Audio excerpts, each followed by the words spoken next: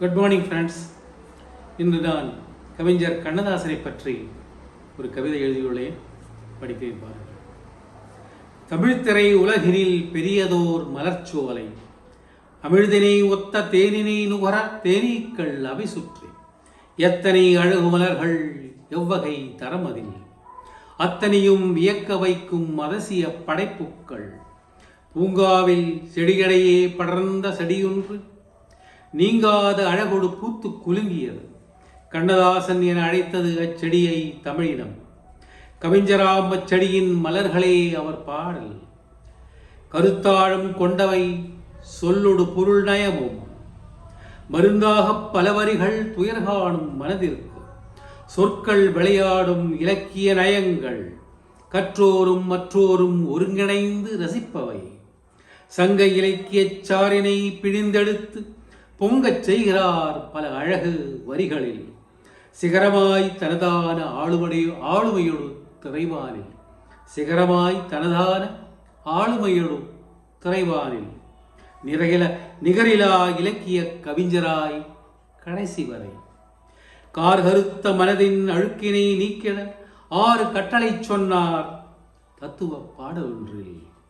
உனக்கும் கீழே துன்புறுவோர் 1 கோடி, அவரை நினைத்து நிம்மதி நாடு என்றார்.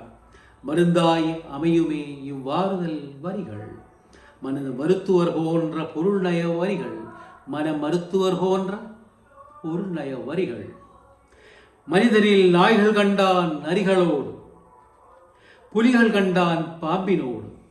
ஞானம் கொண்ட மனிதனை காண்பதோ ஞானம் மறந்து அவன் உறங்கும் வேளை மட்டுமே.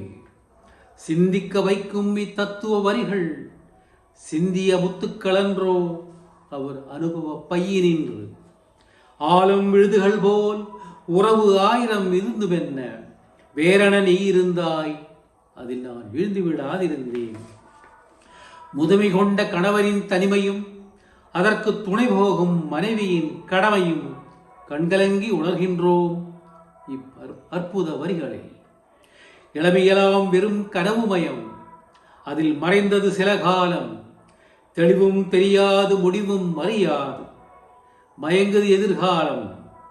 எதிர்கால பனித்திரைதனை கவிதையில் காண்கிறோம். காய் காய் என காய்களை கூறும் பாடல் அது. மெய்யான பொருளறிய சொற்களை பிரித்தெடின் தெளிவாக காணலாம் ஒளிந்திருக்கும் பொருள்தனை. உள்ளபடி தமிழே கூறும் இவரே கவிதையின் ராசராசன் என. படித்தவன் சொல்லது சபை ஏறாதன, பணம் படைத்தவன் சொல்லே சபை ஏறுவன. பணத்தின் மேன்மதனை அடிகளில் பாடுகிறார். பாடல் வரிகளில் தன் முத்திரை பதித்த இவரை ஆடல் மறந்த மயிலினை போல் மாற்றியது உடல்நிலை.